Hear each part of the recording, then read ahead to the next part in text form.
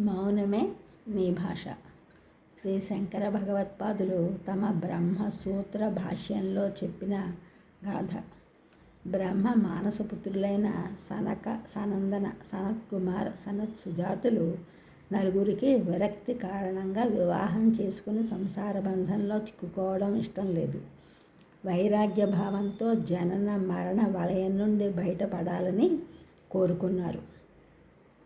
వారి మీద కరుణతో పరమేశ్వరుడు చతుర్భుజ హస్తుడై దక్షిణామూర్తిగా అవతరించి హిమాలయ పర్వత శ్రేణులలో వటవృక్ష ఛాయలో మౌన ముద్రలో బ్రహ్మానంద స్థితిలో ఆసీనుడై ఉండగా,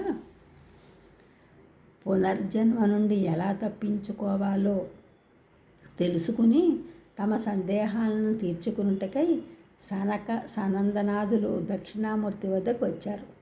దక్షిణామూర్తి రూపంలో ఉన్న పరమేశ్వరుడు మౌనంగానే ఉన్నాడు. అయినా ఆయన మౌనమే శక్తివంతము, కృపాచరితము అయినందున ఆ మహర్షుల సందేహాలు పటాపంచలైపోయాయి. పౌర్ణమి నాటి రాత్రి అమావాస్య నాటి రాత్రి వలె చీకటిగా ఉంటుంది. చీకటి లేని రాత్రి ఉండదు. పౌర్ణమి నాటి రాత్రిపూట మనుషులు వీధుల్లో తేలికగా నడవగలరు, తమ మామూలు పనులు చేసుకోగలరు. కానీ పుస్తకం చదవాలి అంటే కష్టపడాలి. అదే అమావాస్య నాటి రాత్రి ఆకాశం మేఘావృతం అయి ఉంటే మామూలు పనులు చేసుకోవటం కుదరదు. ఇక చదవటం గురించి వేరే చెప్పవలసిన అవసరం లేదు. సనక, సనందనాది మునుల అజ్ఞానం పౌర్ణమి నాటి చీకటి వంటిది. మిగిలిన వారి అజ్ఞానం అమావాస్య నాటి చీకటి వంటిది. దక్షిణామూర్తిని దర్శించటం వలనే పరిశుద్ధమైన చిత్తంగల శిష్యుల అజ్ఞానాన్ని తొలగించడానికి బ్రహ్మజ్ఞాని అయిన మహర్షి మౌనం చాలు.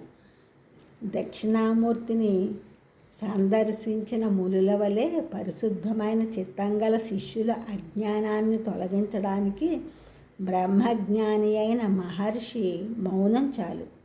కానీ మందబుద్ధుల అజ్ఞానం గహనమైనది కాబట్టి దానిని తొలగించడానికి సద్గురు బోధనలు అవసరం. ఈ ఛానల్ చూస్తున్నందుకు కూడా సబ్స్క్రైబ్ చేయండి, షేర్ చేయండి, లైక్ చేయండి, కామెంట్ చేయండి. సబ్స్క్రైబ్ చేసినందరూ కూడా కృతజ్ఞతలు, షేర్ చేసిన వాళ్ళు, లైక్ చేస్తున్నారు, కామెంట్ చేసిన వాళ్ళందరికీ కూడా ధన్యవాదములు.